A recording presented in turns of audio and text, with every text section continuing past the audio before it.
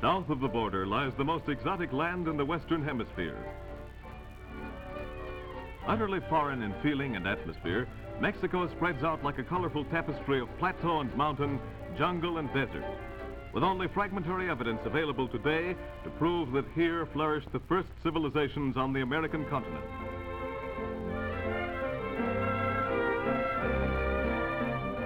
Here, the charm of centuries lingers over dignified cities and picturesque towns where many of the primitive customs still prevail.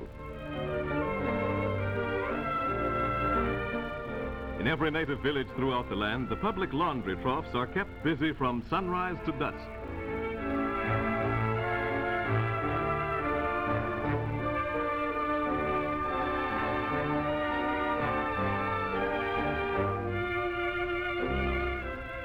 Customs sometimes suggest the Orient. The street barber, for example, is a strange sight to Western eyes.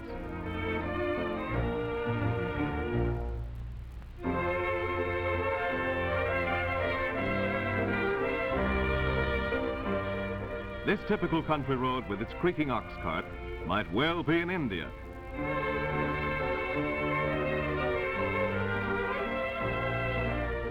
This ancient land, though so close geographically to the United States, offers customs and crafts more foreign, more exotic, pagan, and primitive than anything in Europe.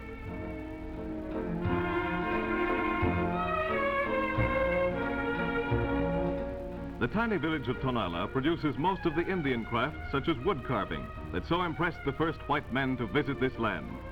It is noted also for one of the oldest and most widely known of all the crafts, the making of pottery.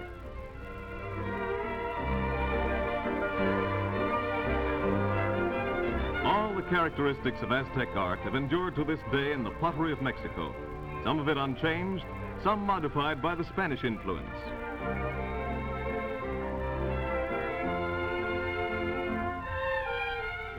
Here is an industry known to ancient China and perhaps brought into the Western Hemisphere by nomads migrating from Asia by way of the Bering Straits 20,000 years ago. The rope making of today probably has not changed in all these centuries.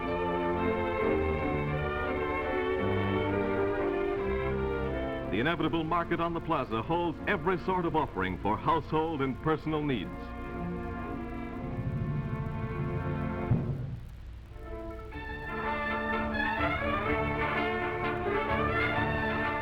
There's always a fiesta someplace in Mexico, and that means colorful costumes, enormous sombreros, pounds of silver on saddles and bridles.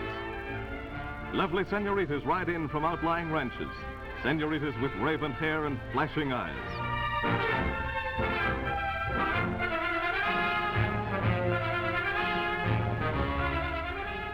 And, of course, gallant caballeros are everywhere.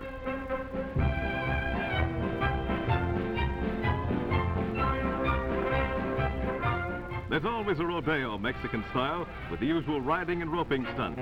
Experts with a lariat that challenge those of any land.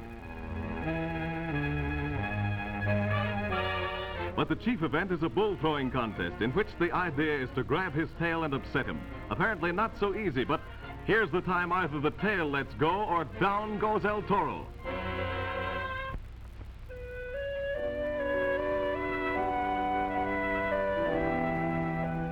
Every little village is built around a church, of which there are thousands. But because the priests are few in number and services infrequent, the wayside shrine is almost never without its supplicants, who will not pass without a moment of devotion.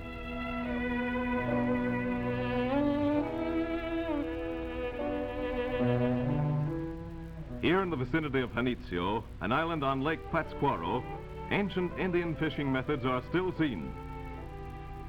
A church not far away contains the famous painting, Descent from the Cross, attributed to Titian. On this plateau, mighty civilizations flourished, conquered and vanished, leaving their titanic landmarks no less amazing and even more mysterious than the pyramids of Egypt. This temple was built to mammoth scale, with extraordinary carvings of the plumed serpent, sacred to the pagan god of the Aztecs, and miraculously unimpaired in the passing of unrecorded centuries. The picture writings have never been deciphered.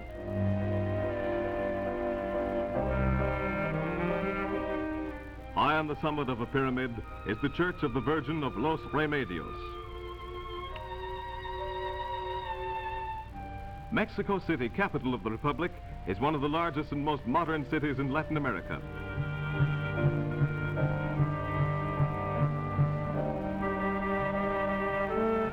Brooding over the city to the east rises the mighty cone of Popocatépetl, the mountain of smoke, an active volcano over 17,000 feet in height.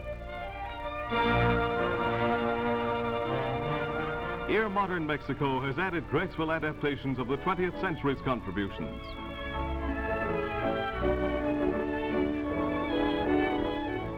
The great cathedral, said to be second in size only to St. Peter's in Rome, occupies the site of a pagan temple of the Aztecs. Its construction began in the 16th century, and not until 300 years later were the towers finally completed.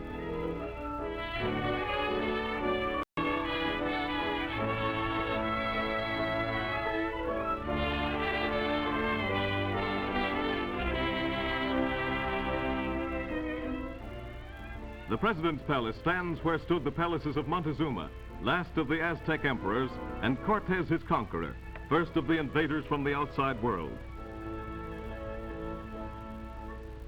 A monument to Montezuma depicts his torture by Cortez to learn the secret hiding places of treasure.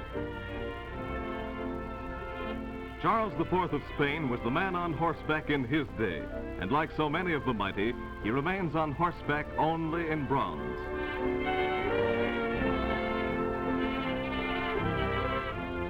Mexico City is the only place in the Western Hemisphere where prehistoric, 16th century, and modern civilizations are intermingled.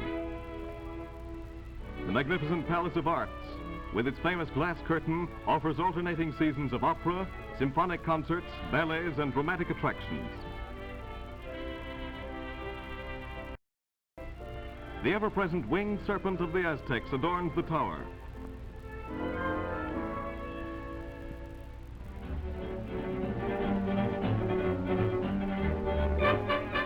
Of course, the bullfights in Mexico City's great Plaza de Toros are the most popular attraction, at least for the Mexicans, who flock to the spectacle with the enthusiasm of baseball fans.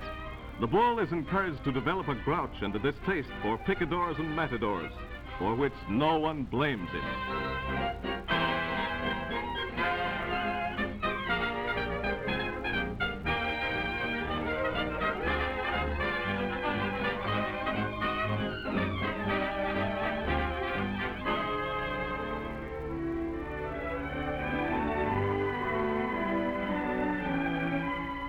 The floating gardens of Xochimilco, constructed long before the conquest and often described as Mexico's Venice, are a few miles away from the city.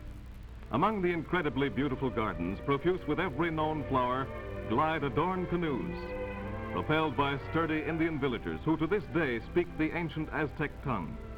They explain that their ancient people piled earth on rafts to grow flowers on the bosom of the lake, and how the rafts eventually became fixed to the bottom.